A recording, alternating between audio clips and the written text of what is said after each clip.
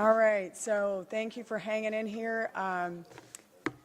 We are going to get started. The next panel is actually a very interesting one. Not that the first one wasn't, gentlemen. I didn't mean anything by that. But this one is a little more near and dear to my heart because it has to do with economic development.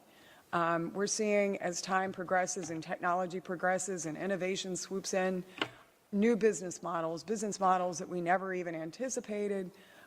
We were talking about transportation as a service earlier in the previous panel. And so we really are seeing not only a morphing of the technologies themselves, but also the business environment, the whole ecosystem, the whole consumer market is starting to look very, very differently than what we saw before. So with this panel, I think we outed earlier that we do have a couple representatives from a couple of the major new business model companies that are out there, Uber and Lyft. And so what I would like to do is just give some quick introductions and then get right into the conversation, because I think this one's going to be very interesting. You know, from a consumer standpoint, all of you are consumers, as am I, and we're going to see a lot of shifts in the market. But for Virginia, this is estimated, autonomy generally is estimated to be a $270 million market by 2020. That is not chump change for a state. That is a significant economic development driver. And so I'm very interested to hear their perspectives on where they see things going and how particularly Virginia can take advantage of that. So with that, I'm going to introduce first, we have David Strickland.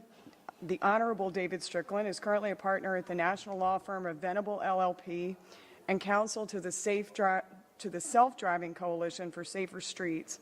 He served as the 14th administrator of the National Highway Traffic Safety Administration from 2010 through 2014. And during his tenure, he oversaw the creation of the first national fuel economy program in conjunction with the EPA, the launching of the safety pilot for the vehicle-to-vehicle communications program for the U.S. Department for U.S. DOT, and issued the first statement of policy regarding the testing of automated systems on public roads. Prior to his appointment to the NHTSA, Mr. Strickland served as a senior counsel to the U.S. Senate Commerce Committee, where he was responsible for the staff oversight to the Federal Trade Commission, the Consumer Product Safety Commission, and the NHTSA from 2001 to 2009. Also with us today is Rob Grant.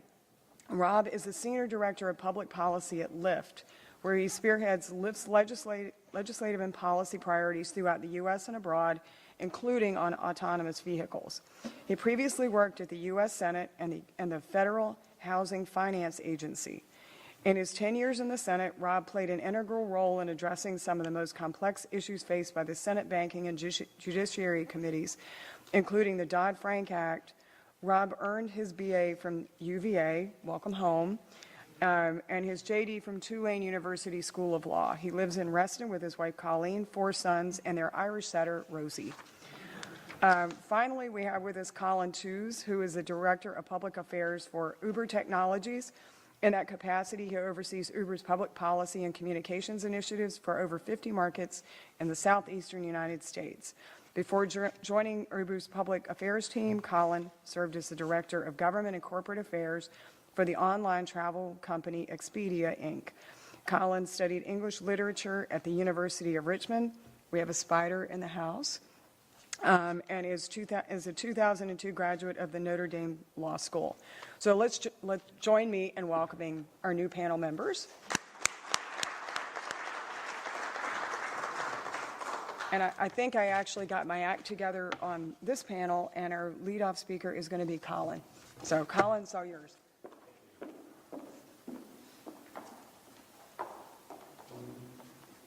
Well, thank you, and good morning. Thank you, Mr. Mayor and Madam Secretary, and all the conference organizers for having us this morning. I'm excited to share Uber's vision for self-driving technology this morning, but I wanted to anchor it, yes, in economic development, but also in Uber's broader vision for the future of urban mobility, how all of us and future generations are going to move around the cities they live in, which we think has very significant implications for economic development, but also for how we can cut congestion, pollution, and parking, while improving access to transportation and all by using private cars for public good.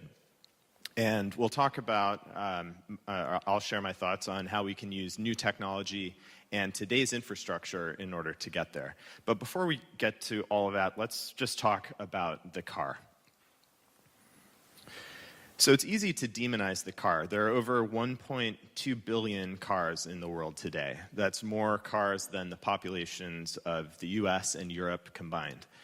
And the problem isn't so much that these cars exist, it's how we use them, which is mostly individually. I drove here myself this morning. I know David did. I think Rob did.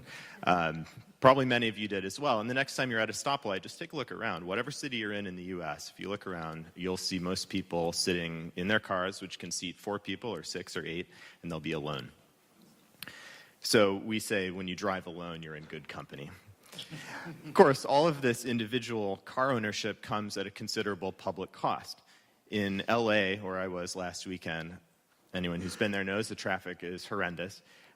So horrendous that people waste 2 working weeks per year just sitting in traffic in LA. I was recently in Mexico City, where the problem is more than twice as bad.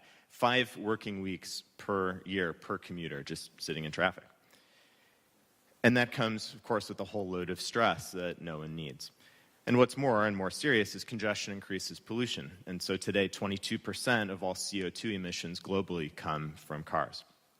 Sadly, though, that's just 5% of the problem, because our cars sit idle 95% of the time when we're not using them. And as a result, up to 1/5 of land in our cities in this country are dedicated just to storing these hunks of steel.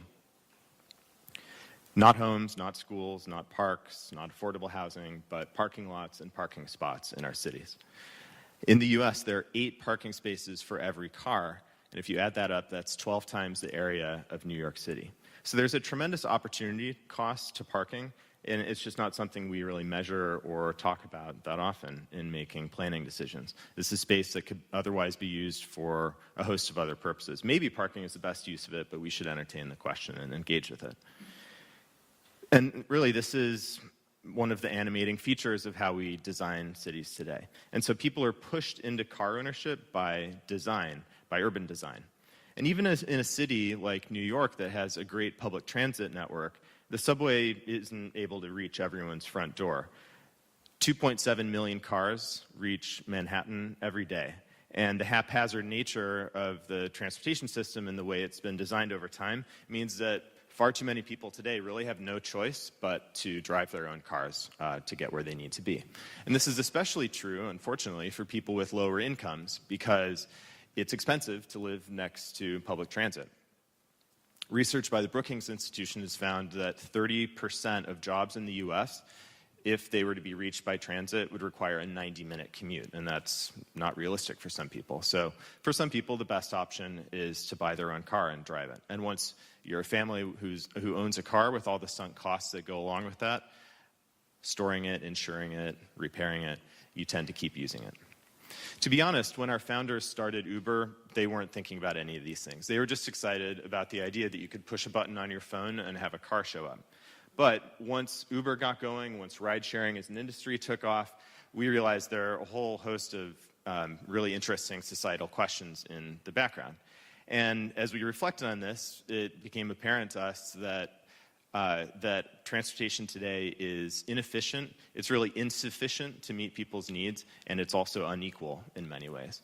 But there's good news here, and the good news is that there is an alternative to a world that looks like a parking lot and moves like a traffic jam. It's a world where more people share rides, more people choose public transit because it's available to them, and I think the question, and what we're all here to talk about today, is how do cities get from where we are today to that future? And we think at Uber that the answer, in part, depends on providing affordable and reliable alternatives to individual car ownership. So let's start with reliability, the first piece of that question.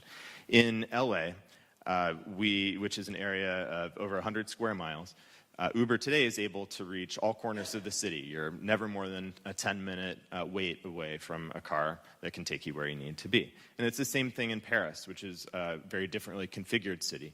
but as we've grown to reach all parts of the city, particularly using technology that powers dynamic pricing, we're able to make sure that even after a big soccer match or even on a rainy night, people are able to get a car quickly and easily.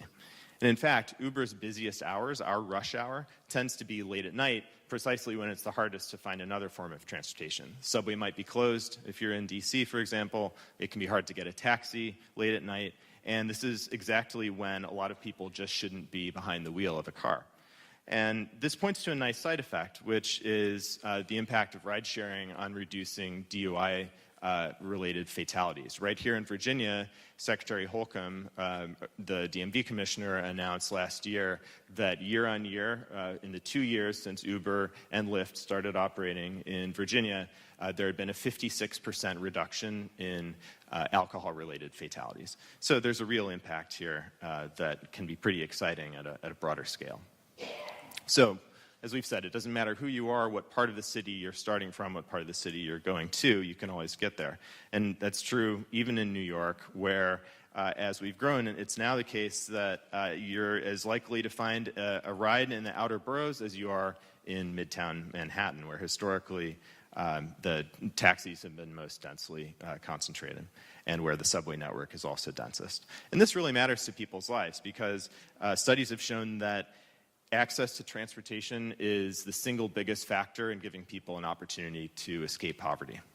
And if your train or your subway just can't get you all the way home, then we're able to fill in that last mile gap even late at night. And so by complementing mass transit systems, we're able to extend their reach at no extra cost to the taxpayer.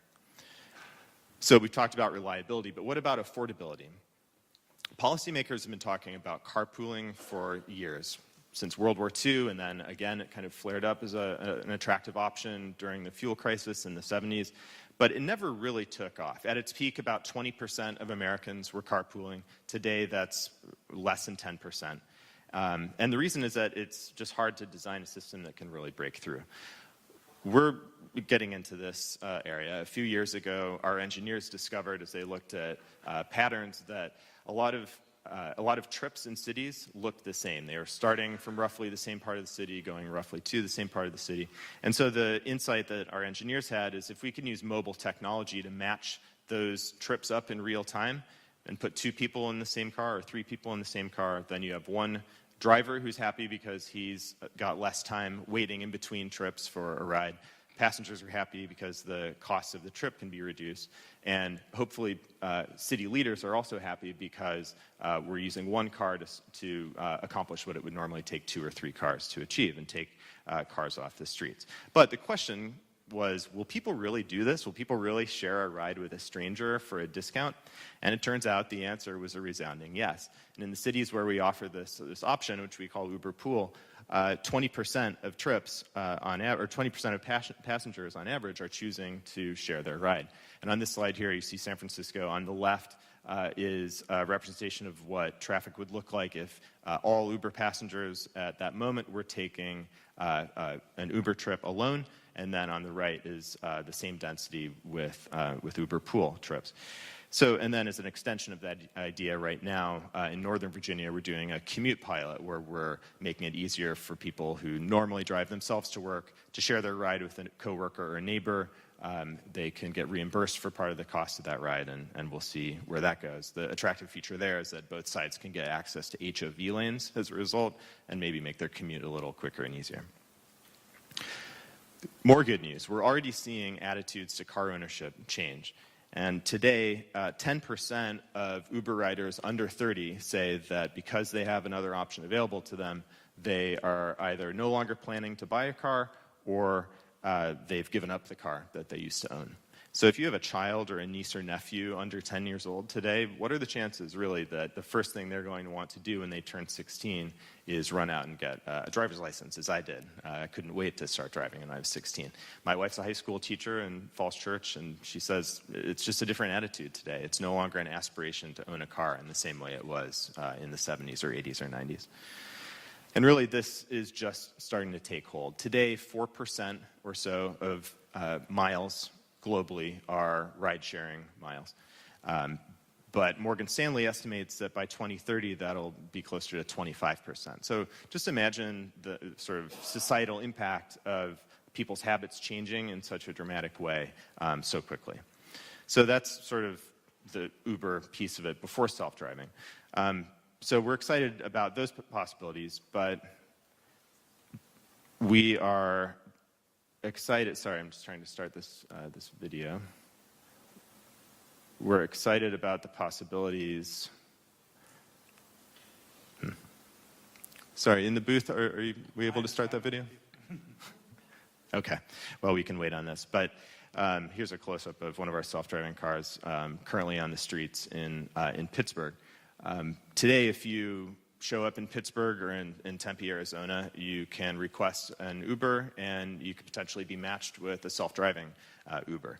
And you have a sort of face-to-face encounter with this technology. And I know there are some demo trips going on today with another company's cars. The success of these cars will, of course, depend on technology, and it's very early days. The cars today struggle with bad weather. Sometimes there are moments where they're confused, like if there's a FedEx truck that's double parked in front of the car, it'll just wait. And there are other situations like that make it necessary to have what we call a safety driver in the front seat who's available to take over if the car becomes confused or if something unusual happens. And over time, that necessity will go away. But what we're excited about are statistics like those from the OECD that show that a shared self-driving network that's used by people and embraced on a widespread scale could reduce the number of cars on the road by 90% or more. And with that, our cities would really become unrecognizable, with so much of the stress and so much of the cost that we associate with city life today just gone.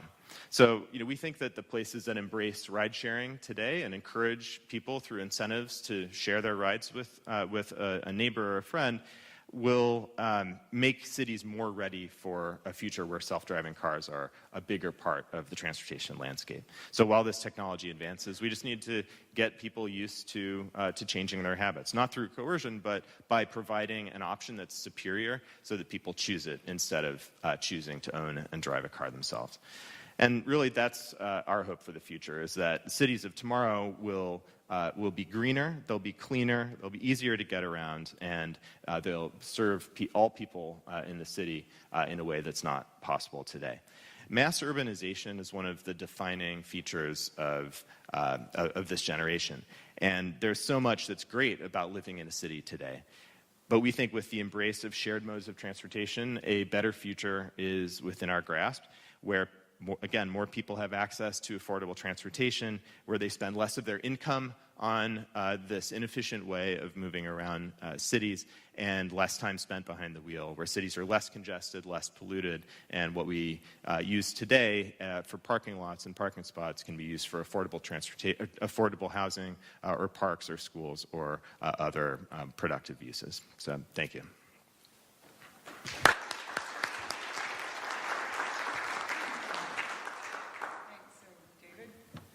Thank you, Madam Secretary, and good morning, everybody.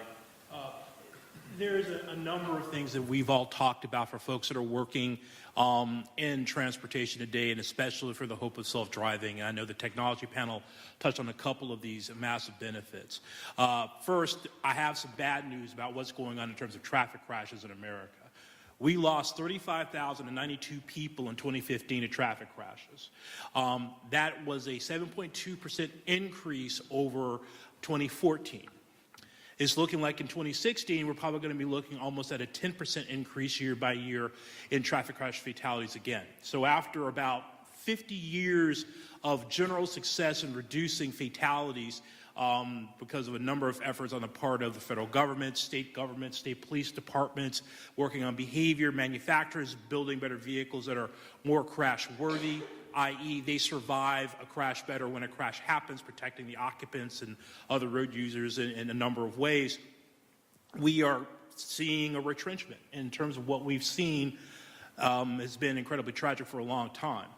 And people don't really think about how many people we lose to traffic crash fatalities in total, but it is one of our largest public health issues that we've had in America for an incredibly long time. It's usually approximately in the top 10 of how people die in America.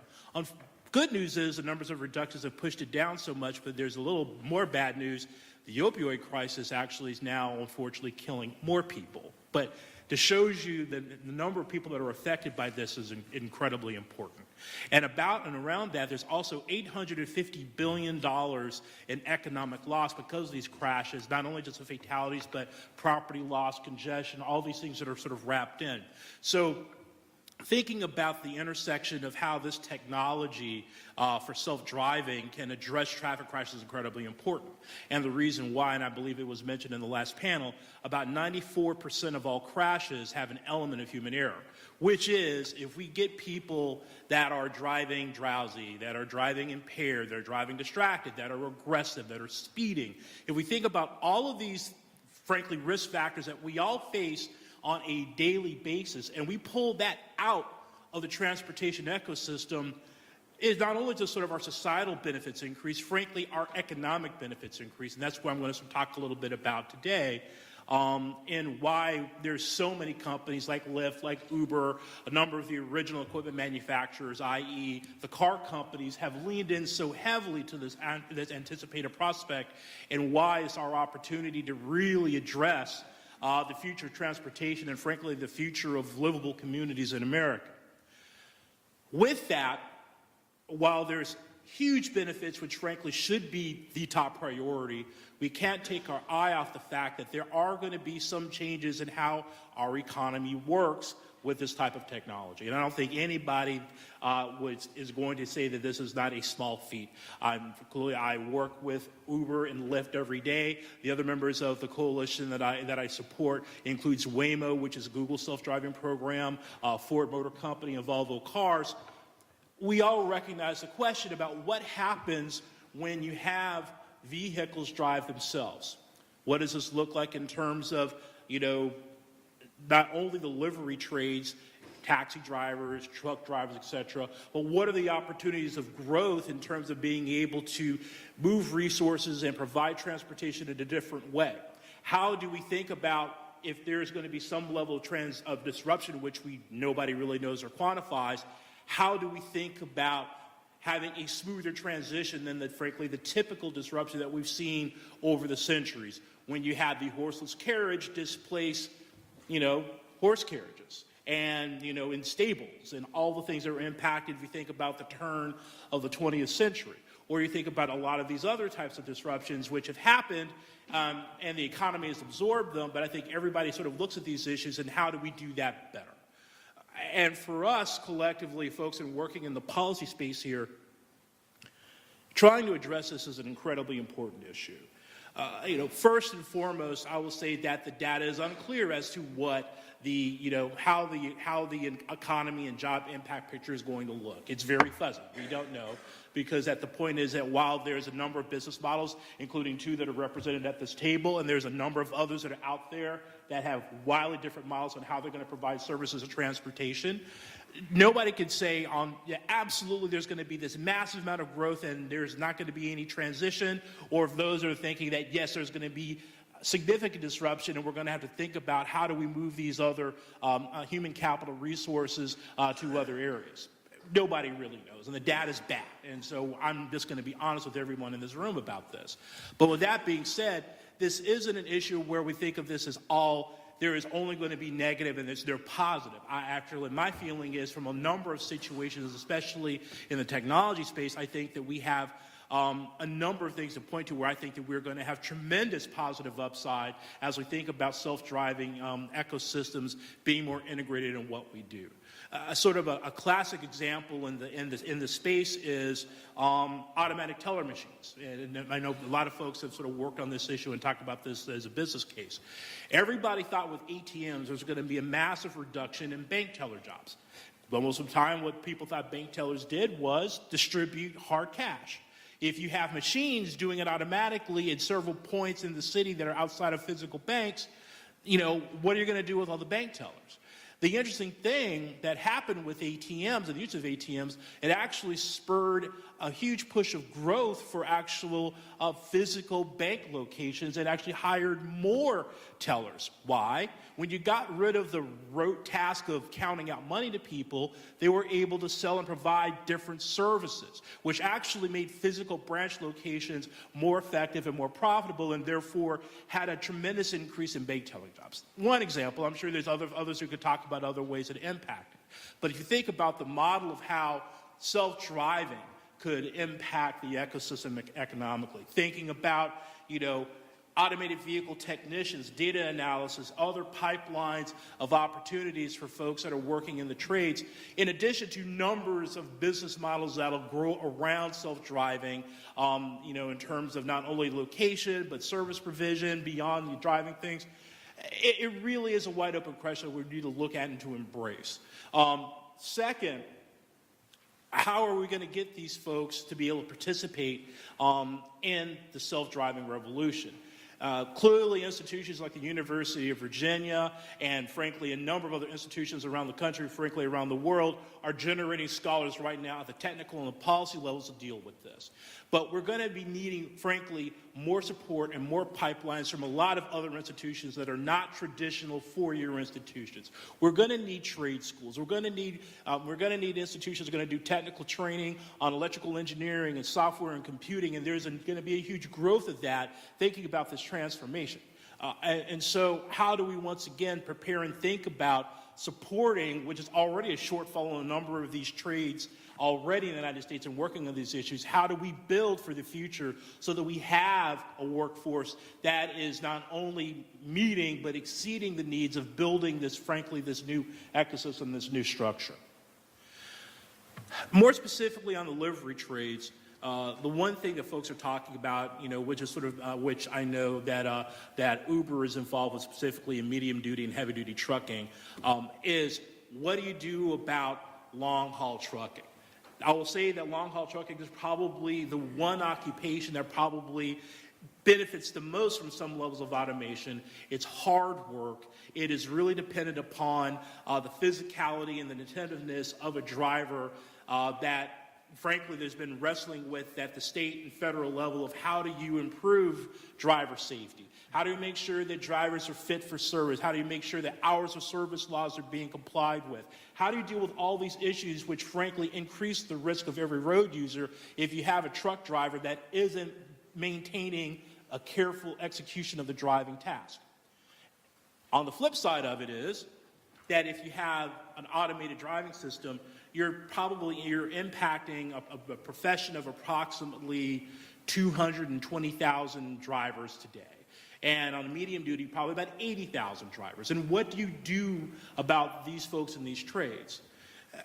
One answer, which is really the underlining one, is it's a profession that is under actually extreme levels of stress because they can't get enough drivers anymore. Young people, millennials, aren't interested in being in a truck driving across country. They're not interested in driving locally, right? That's what we've been hearing from folks. Thinking about why are they entering? They're not entering this line of trade. There's approximately a shortfall of about 50,000 truck drivers in America today. If you guys have satellite radio, a number of the stations, you're hearing constant repeated ads about truck driving companies trying to hire drivers. That's why. It's a huge competitive space. Automation can help fill that shortfall. So while you're dealing with the situation on having enough drivers, you can have some level of automation help fill that gap and continue having commerce continue to move across the country by over-the-road trucks.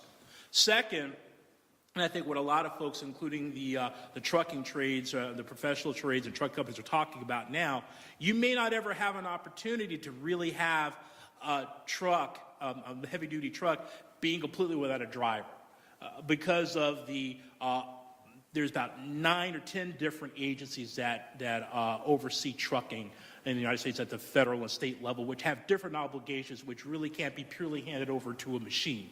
Second, the notion of being aware about a possible, weaponization of the vehicle. If you have a human driver there in the cockpit, they could have situational awareness. They can communicate and have some assurances beyond what can be depended upon by a machine at this point in time. So there's a number of areas I think that are of concern, and we should talk about them, but the trucking industry probably is really going to be able to be supported by increased automation to help support the driving task, more so there being a complete substitution in this particular space. And lastly, in terms of economic opportunity, is that what I don't think we talk about enough, and it's really hard to because it's fairly abstract unless you have members of this certain community speak for themselves, but it's the limitation of transportation choices for the disabled and limitation of transportation choices for seniors. Specifically for the disabled, you're talking about a population of about 25 to 30 million people that have, frankly, because of these limited transportation choices, also have limited opportunities to participate fully in the workforce. So when you have these choices, these opportunities for individual mobility for the disabled, you now are unleashing a whole group of people to be able to participate more fully in our economy, which is going to frankly have tremendous benefits in terms of underutilized human capital, which we have not been able to unleash despite our best attempts at trying. But it really is going to be the opportunity for us to be able to expand the notion of how we could better integrate all aspects of our society, because we'll have greater and more flexible transportation choices, which then engenders levels of growth. Also for the opportunities for seniors to be able to have individual mobility, to be able, as opposed to relying upon transportation access programs in communities, which are hard to schedule. It's hard to anticipate your needs for a day 48 hours in advance of when you might need transportation. You can actually have two companies like Lyft and Uber be able to say at some point in the future that a person who is limited by frailty and fragility, they can get on-demand transportation within a very shortened period of time as opposed to 48 hours in advance, which means they can participate more fully in going shopping, going to the doctor, going to the bank. Once again, which also has aspects for heightened aspects of service and for growth. So while, yes, there's a number of questions and issues about what does self-driving mean for the economy writ large, and there's tons of questions about that, I think that our opportunities before us thinking about saving lives and saving those economic burdens because of loss of life and loss of productivity because of crashes, all the way down to creating new markets. I think that self-driving as a technological pathway engenders tremendous hope and growth for all of us, whether you're here in Charlottesville or you're anywhere in the United States of America. Thank you very much.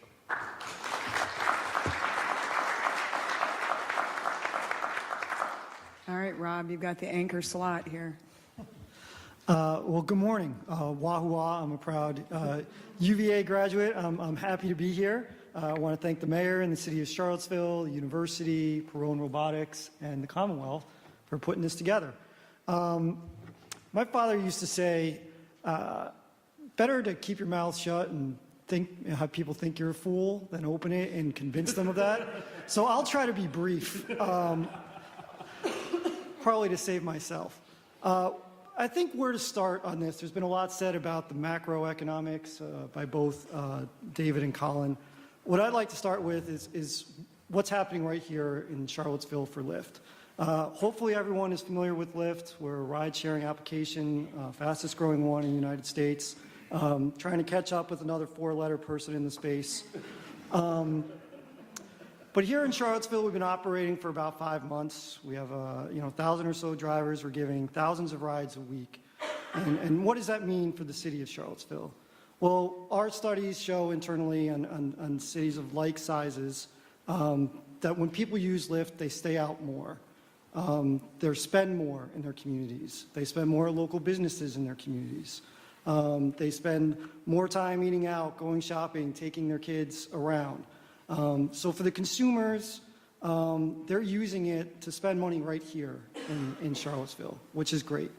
For the drivers, these are all folks that live and reside in Albemarle County, and they're making supplemental income right here and keeping that money here and helping them spend money in this city. And most of our drivers are part-time. 80% of them drive 10 hours or less a week. They're using it to either supplement existing work, to spend money to cover unexpected bills, to pay down their car payments. When I was here last, which was in June for my 20th reunion, I took Lyft all over the place, and I'm always talking to my drivers. And one of them was a med student helping to pay down their medical school bills while they were in school. Another was a retiree who just told me he got lonely. He wanted to meet some people, and he liked the people in the community that he drove around. So I think where I'm starting with that is that from both the city side, from the consumer side, and from the driver side, there's real benefits to ride sharing as it is now. And where does this all go in a self-driving future? I think what a self-driving future means for something, a city the size of Charlottesville, is more economic opportunity. I think one of the professors here before, tall, handsome guy with a beard, I can't remember his name, Cody, he was saying transportation as a service. He took kind of some of my thunder about, hey, we could have Lyft as $8 a month. You could get Lyft as a subscription service, and you could take it wherever you want in the city of Charlottesville. Imagine having that access to transportation at that cheap of a price. That opens up your ability to spend more time purchasing things from the fine folks, probably many business owners here. I know that would make Paul Perrone happy if those trips were happening in his vehicles. And then additionally, what we find is that opportunities for economic mobility are often tied to your access to transportation. So if you're not able to get around because you can't either afford a car or because public transportation is not available, it's hard to maybe get that right job that allows you to progress. If you have to worry about how you manage your children in terms of, I've got 4 kids, so I got a fraternity, as people say. I know my wife is always running around trying to figure out, well, how do I get from point A to point B and then do work? And I'm not helpful because I'm in places like here on the road or other places. So having the ability to not only take care of your family, to search for a job and have that access to transportation at an affordable rate, that's going to help local economies. It's going to help local people in their everyday lives. So I think the driverless future, I think there is going to be displacement, as David mentioned. For Lyft, the way we see it is there's always going to be a role for our drivers. Our co-founder, Logan Green, the other day said, we have 700,000 drivers nationally. He doesn't ever see that number going down. He only sees it increasing. And there's 2 reasons for that. One, there's going to be all sorts of opportunities, new economy jobs as we call them, as we move into a driverless future. There will always be people who need help to get in and out of vehicles. There'll be folks that will be there to help elderly or disabled folks to get in and out of vehicles. There'll be folks there to perhaps monitor what's going on in the vehicle for children who are in the vehicles. Additionally, I think what we see happening is in order for people to really accept the future that we see, and I'll get to that in a minute, and then I'll stop because I know people here have questions. You're going to need to have a network like ours that people are familiar with. In order to make people familiar with it and have the ubiquity so people want to use it, we have to get out there now. And the way we do that is with the fine folks that drive for us. Those folks that I talk to every day, that hopefully you talk to. If you get in a Lyft after this, talk to your driver. They're fantastic people. You know, this is what I always tell them when I get in the car. I don't tell them I work for Lyft. I just ask them questions. And then when I tell them I work for Lyft, I said, you know what? You're the face of Lyft. These are the people that make this company a great thing. These are the people that you meet. This is your experience with Lyft. So I think just talk to them, and you'll see what great folks they are and what power they have to bring communities together. As we think about, lastly, and I swear I'll be quiet, in the future, one thing that we really want to emphasize is that it's going to be a transition. We're not going to see a turnover of whether it's our fleet or just fleets that are sold by folks like GM or Ford. It's going to be a slow kind of transition, but it starts today, and it starts with discussions like this. From my end, it starts with working with policymakers, both at the state, local, and federal level, to ensure that what we're putting in place now is the Rosetta Stone for how this industry is going to be regulated going forward. So I think having your feedback, having consumer feedback, having the population feedback as to how these things should progress, what are your concerns, what do you want to know about self-driving cars? These will help not only educate folks like myself, but like Secretary Jackson and the mayor. These are the things, and these type of forums are what we really rely on to understand what are your concerns. I have concerns. They could be esoteric, right? I want to know what real folks want to know. What can we do to ensure that as we move forward to a self-driving future, that the folks in this room are comfortable with that. So with that, I'll end and leave some time for questions.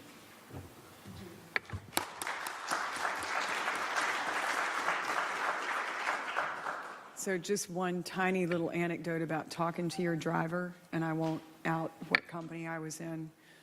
We were in Providence, Rhode Island for the National Governors Association, and I took one of the services to go do something that I wanted to do, and my driver immediately told me that he had driven Sean Spicer's mom. And we had a very... Does everybody not know who Sean Spicer is? Because that was a lot less reaction than I expected. But needless to say, my ride went very quickly because of the anecdotes that he had about his experiences with Sean's mom. So you do get into some very interesting conversations with your drivers. And sometimes it's the opposite way around, not the passenger talking to the driver. So with that, who's got some questions for this panel? Yes, ma'am. So I'm doing some research on this topic for Federal Highway Administration now, and one of the big concerns about trajectories of change with shared mobility for Uber, Lyft, et cetera, is kind of what Cody brought up in the last session. There's a big difference between sort of cooperative dispatching of automated vehicles versus competitive, sort of decentralized dispatching. So like today, we pretty much have decentralized dispatching, and the drivers sort of decide where they're going to go and how they're going to get there and so forth. And when you multiply that by the potential of automated vehicles to be doing that same thing in that same way, but doing it 24/7 and never stopping driving, right, because they don't have to, you could just have huge amounts of vehicles on the roadways. There's a potential there for it to really subtract from the reduced number of cars, potentially even the reduced congestion. So a cooperative dispatching, perhaps still with different private vendors operating the shared ride systems with automated vehicles, maybe a smarter way to go in terms of having more efficiency benefit. Do you feel like that direction is feasible within the private market, given that there'll probably continue to be private vendors, such as at least two, Uber and Lyft and et cetera, given the way our market works? What do you think? Can we move towards cooperative dispatching? Do we need it? Sure, I can sort of start, and actually that touches upon a panel later this afternoon talking about provision of these services for those that are more economically not in a position to participate as folks that are in the that are more well off. I would probably say this, and I think from a societal point, and frankly, the federal government, and specifically National Highway Traffic Safety Administration and other entities, are sort of dealing with possibly having a top-down control mechanism for the distribution of resource. Those programs never go very well. They just don't. And I can speak song, chapter, and verse about those things. I know Rob can do, and sort of working in his own space in the Senate. I would probably think that in terms of making sure that there is not overcapacity and congestion, there's probably going to be a number of things from a policy standpoint that cities can do. In addition to, frankly, I think both of the rideshare services They are in transportation, but both of them are they're logistics companies. They pull data to see what is needed where in the most efficient way possible. Having excess capacity impacts their bottom line. And that's the last thing they want to do, is have too much capacity on the road, which is the reason why you have dynamic pricing in the rideshare space and other ways to be able to either to incent more cars onto the road or to allow there to be, less traffic on the road because there isn't demand. And I think that will probably be part of the overlay. But I think, not to take too long and answer your question, I think the other issue, which you kind of brought up and the gentleman brought up partially in the last session, is how do you deal with if rideshare and self-driving is the runaway success? It's the new iPhone of technology. Everybody's using it, everybody wants it, and everybody moves 65 miles away outside of the city center because you can get a bigger house and a better school system and you commute in. There's going to be policy choices having to be made at the, frankly, at the federal, at the state, and the city and the local level about how you manage that. It could go anywhere from incentives as to how do you drive into the city center. Not to say that we're looking at a London-style congestion pricing system. Like, if you want to drive in the city center at particular times of the day, it's going to cost you a lot. So you better be ready to be able to pay that freight if you want to drive in, to create incentives to pool or to do other things. So I think you're right in terms of how do we think about the distribution of these resources, but I don't think a top-down control of assigning or triaging the distribution of transportation for individuals in particular need sectors versus, once again, a dynamic system that's built upon demand, that's making sure there's access available, but using other mechanisms, which is, frankly, I think, less of an actual opinion being made by an individual at the government level on who gets rides where. So you don't think there'll be an FAA for ride sharing? I will just say very quickly, about traffic safety in the federal government. My old agency, which I love dearly, it is 630 people total to control about 265 million vehicles in the United States. 600 people versus 260 million. They are a data collection agency. They pill things out, they parse things, they investigate things. They are not built to be the FAA is about 57,000 employees. The model's not there, and that's not going to change. So I think we're going to have to rely upon, once again, the individual market forces to help sort of manage this issue. All I add to that is that I think part of what Lyft line and Uber Pool is about is trying to get consumers comfortable and change consumer behavior around shared rides. I think there's a policy element to that where we're certainly can work with governments to also create incentives for certain types of behaviors. But the private market already is trying to understand how to move towards a shared line model. So for instance, when we've introduced the product in some of the more mature markets, we've seen rapid adoption of it. So 60% of our rides in San Francisco are shared rides now.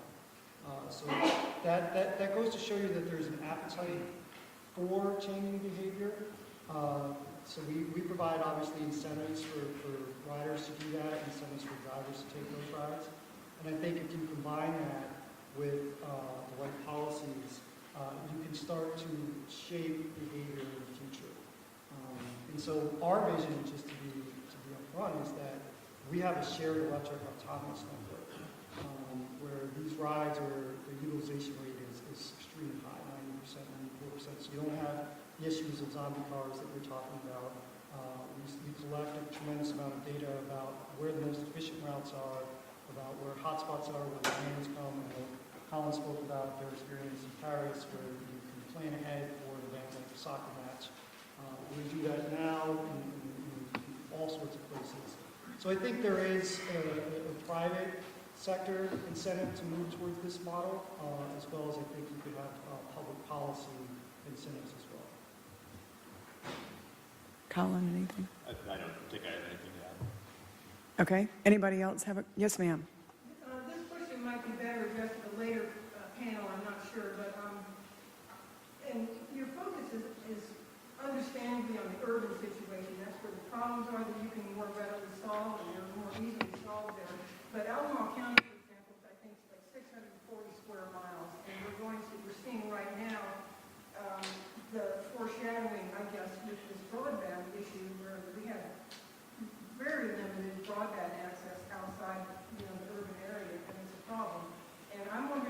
thinking is about this in terms of, rural access to driverless cars? No, it's an excellent question. And, speaking about, and I think the panel at 2:30 in the afternoon, which I'm moderating, is going to talk about, sort of these, once again, how do we service those that are not sort of in the broader discussion, the sweeter economic spots for companies? How do we deal with, areas of town which aren't well served by livery? How do we deal with rural services? I would argue, and I think there's a number of companies that are in the transit space, like TransDev and others, which are working on transit, more specifically automated transit, in a way that's efficient, so you can have an efficient and profitable means to be able to create service for rural communities. That's kind of one of the problems. The problem is a density problem for rural communities. And if you have some variation of microtransit being able to serve, rural counties and be able to build those economies of scale, because you don't have, the other economics issues that are built by, having human capital and capacity to provide rides. I think there's a future of transit. I think a lot of folks are looking at this hard to be able to use self-driving to be able to extend and provide those types of services for folks that can't afford, buses and bus lines that don't necessarily have capacity to be able to make it profitable. And I would say the interesting thing about automation is that it's not limited just to the transit sector. So I know one of the folks that I've been talking to, or many of the folks, I look to other industries to see how they're dealing with the issue of automation. And agriculture is one where automation is coming very quickly. So you talk to folks, whether they're manufacturers of equipment, such as John Deere or some of the big farms, Conagra and Monsanto and things, and how they're pulling in automation into what they're doing in rural communities. And so the issues of spectrum come up, the issues of how do you service something out there when it's hard to get to or it's an expensive piece of equipment. What are you going to do in terms of the data that's collected? How do you upload that from the rural area? Things of that nature. So I think while the transit folks have the issue that David's talking about in terms of service levels and density, we are trying to learn from other areas that are dealing with rural issues at the same time in automation. I'm going to take one little tiny swing at the whole broadband equation in the Commonwealth. That's been something that we've been trying to deal with for about 20 years. It's a question of affordability, availability, and really desirability. Because what we find is in many communities where broadband is brought in, unless there's a reason why somebody wants it, even if it's there, they won't subscribe. And so for years we've looked at it. Telehealth has been one that has been a tipping point. In more recent years, it's somebody has a grandkid that they want to Skype with, or it's somebody that's deployed in the military. And so even if the line passes right by their house, there's a big difference between availability and adoption. And so until you find that right tipping point, and I think a lot of this new technology is going to be the same thing, unless they see a personal benefit from accessing it, just the fact that it exists is not going to be enough to make them want to participate. And so the broadband conversation still goes on. We haven't been able to crack that. Unlike a lot of these other regulated industries, broadband is one that's unregulated. So no matter what we do, we can't force a provider to go and provide services to the last mile. And it makes it a much more daunting challenge than a lot of the other things. We've hit the 11:40. I saw you pick up your mic. You haven't said a thing since your presentation, so it's all yours. Sure. Just to speak to the rural question, I think it's a really interesting question, but one just observation I'll have. I mean, first, I'm not going to promise that because no one knows exactly how this is all going to develop or in what order or at what pace, but I think there are reasons to expect that the same features of self-driving technology as we described on the panel, same reason that will be attractive to people in large cities, will be true of people in rural communities. So I would expect demand, at least taking the longer time horizon, would be on par with what demand would look like in the city. If people have long commutes to a city center, or if they have to travel farther to go to the pharmacy or to the grocery store, they're going to want an option. But the great thing about a distributed network, like Rob described a few minutes ago, is that there's not the same added costs that you would associate with extending a rail line from DC to Charlottesville. It's a network that's available sort of system-wide, and I think there are reasons to expect that this technology will become sort of commoditized over time, where it's widely available and can be either you could retrofit an existing car with it, or just apply the technology to, who knows what this will look like if they even look like today's passenger cars, but